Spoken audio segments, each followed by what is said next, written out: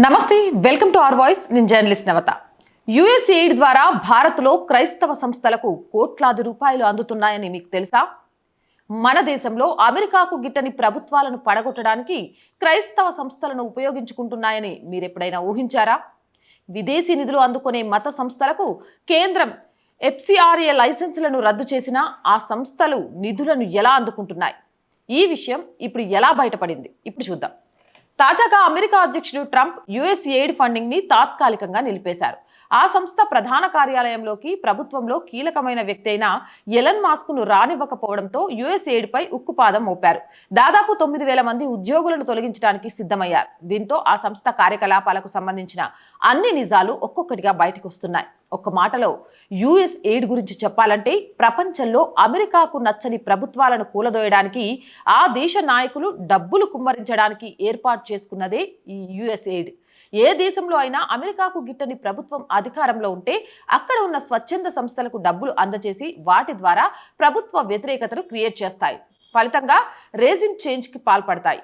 అయితే ఇందుకు భారత్ అతీతం అనుకుంటే పొరపాటే. మన దేశంలో క్రైస్తవ మత మార్పిడి సంస్థలకు అమెరికా భారీగా డబ్బులు వెదజల్లుతోంది. వరల్డ్ విజన్ ఇంక్ అనే ఓ స్వచ్ఛంద సంస్థ భారత్లో క్రైస్తవ మత మార్పిళ్లకు ప్రయత్నాలు చేస్తోంది. ఈ సంస్థకు 2013 నుంచి 2022 మధ్యలో దాదాపు $1.3 బిలియన్ నిధులు యుఎస్ఎయిడ్ నుంచి అందినట్లు ఆ సంస్థ వెబ్సైట్లో పొందుపరిచారు. అంతేకాదు, యుఎస్ఎయిడ్ తో కలిసి ఈ క్రైస్తవ మత మార్పిడి సంస్థ భారత్లో అనేక ప్రాజెక్టులను ప్రారంభించింది. మన దేశంలో పిల్లలకు ఆహారం అందిస్తామంటూ 2020లో ప్రముఖ టీవీ ఛానల్ ఎన్డీటీవీతో కలిసి హంగర్ ఫ్రీ ఇండియా అనే పేరిట ఓ కార్యక్రమాన్ని స్థాపించింది. ఇందుకోసం ఎన్డీటీవీకి కూడా భారీగా నిధులు అందజేసింది. ఈ సంస్థ భారత్లో చేపట్టే ప్రాజెక్టుల ముఖ్య ఉద్దేశం క్రైస్తవ మత మార్పిడి. గిరిజన ప్రాంతాల్లో అమాయకులే ఈ సంస్థ ప్రధాన లక్ష్యం. వారికి ఆహారం, విద్య, వైద్యం అందిస్తామనే పేరిట మత మార్పిళ్లకు పాల్పడుతుంది. World Vision, International Justice Mission, Samaritan Purse, Catholic Relief Services లాంటి సంస్థలు కూడా యుఎస్ఎయిడ్ నుంచి నిధులు పొందుతున్నాయి. కానీ వరల్డ్ విజన్ ఇంకా అనే సంస్థనే అగ్రభాగంగా నిధులు పొందుతుంది. ఈ సంస్థ ప్రపంచ వ్యాప్తంగా 100 దేశాల్లో తన కార్యకలాపాలను నిర్వహిస్తుంది. అందులో 34,000 మంది పనిచేస్తున్నారు. ఈ సంస్థ కార్యకలాపాలు నిర్వహించే దేశాల్లో భారత్ కూడా ఒకటి. ఈ సంస్థ భారత్లోని ఈశాన్య రాష్ట్రాలతో పాటు గుజరాత్, ఛత్తీస్గఢ్ లో భారీగా మత మార్పిడులు నిర్వహిస్తున్నట్లు రికార్డులు ఉన్నాయి. ముఖ్యంగా ఈశాన్య రాష్ట్రాలలో ఈ సంస్థ భారీగా మత మార్పిడులు చేయడం, అక్కడ రాజకీయ పార్టీలను ఇన్ఫ్లుయెన్స్ చేయడం వంటి చర్యలకు పాల్పడింది. తద్వారా భారత్లో క్రైస్తవ రాజ్యాన్ని నెలకొల్పేందుకు ప్రయత్నాలు చేసింది. అందుకు యుఎస్ఎయిడ్ నుంచి నిధులను పొందింది. అమెరికా ఇతర దేశాల్లో తనకు గిట్టని ప్రభుత్వాలను కూలదోయడానికి యుఎస్ఎయిడ్ ని ఓ ఆయుధంగా ఉపయోగించుకుంది. అందుకోసం భారీగా నిధులను వెచ్చించింది. ఈ సంస్థకు అమెరికా ప్రభుత్వం నిధులు అందిస్తే దీని ద్వారా ప్రపంచంలో ఏ సంస్థలకు నిధులను అందించాలన్న దానిపై ఆ సంస్థ ప్రతినిధులు నిర్ణయం తీసుకుంటున్నారు.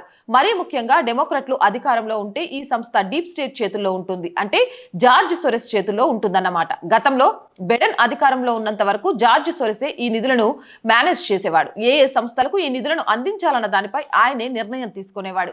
యుఎస్ఎయిడ్ లో అంతా డీప్ స్టేట్ ప్రతినిధులే పనిచేసేవారు. జర్నలిస్టులు, మత మార్పిడి సంస్థలు, మీడియా సంస్థలు ఎవరెవరికి ఎన్ని నిధులను అందజేయాలన్న విషయాన్ని వీరే నిర్ణయించేవారు. భారత్ లో గతంలోనూ ఇదే విధంగా క్రైస్తవ మత మార్పిడి సంస్థలకు నిధులు అందేవి. ఈ నిధుల ద్వారా క్రైస్తవ సంస్థలు భారీగా మత మార్పిళ్లకు పాల్పడేవి. దీనికోసం ప్రభుత్వానికి లెక్క చెప్పేవి కూడా కావు. ఇష్టానుసారంగా విదేశీ నిధులు పొంది భారత్ లో సేవ పేరిట మత మార్పిడులకు పాల్పడేవారు. తద్వారా మన దేశంలో డెమోగ్రాఫిక్ చేంజ్ కి పాల్పడేవారు. ఇక డీప్ స్టేట్ క్రైస్తవ మత మార్పిడి సంస్థలు కుమ్మక్కైతే పరిస్థితి ఎలా ఉంటుందనడానికి మిజోరాం సీఎం లాల్డు హోమా చేసిన వ్యాఖ్యలే నిదర్శనం. గత ఏడాది నవంబర్లో మిజోరాం సీఎం కి సంబంధించిన ఓ వీడియో క్లిప్ వైరల్ అయింది. అప్పటికి కొద్ది నెలల ముందు లాల్డు హోమా విదేశీ పర్యటనకు వెళ్లారు. అమెరికాలో ఓ సమావేశంలో పాల్గొన్నారు. అది డీప్ స్టేట్ ప్రతినిధులకు సంబంధించిన వారు ఏర్పాటు చేసిన సభ. ఆ సభలో లాల్డు హోమా మాట్లాడుతూ జో తెగకు సంబంధించిన ప్రజలు దురదృష్టవశాత్తు 3 దేశాల మధ్య విభజనకు గురయ్యారని, బంగ్లాదేశ్, భారత్, మయన్మార్లో ఉన్న జో తెగ ప్రజలంతా ఏకమవ్వాలని పిలుపునిచ్చారు. అందరూ ఏకమై ప్రత్యేక దేశాన్ని ఏర్పాటు చేసుకోవాలన్నారు.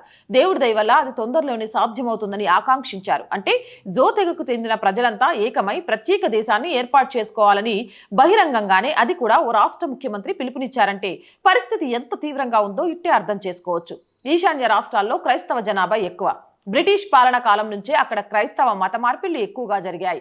తద్వారా అక్కడ క్రైస్తవ జనాభా పెరిగిపోయింది. దీంతో ఈ జనాభా అందరూ కలిసి ప్రత్యేక దేశాన్ని ఏర్పాటు చేయాలని అందుకు తమ ప్రతినిధి అయిన లాల్డు హోమాను ఉపయోగించుకోవాలని డీప్ స్టేట్ భావిస్తుంది.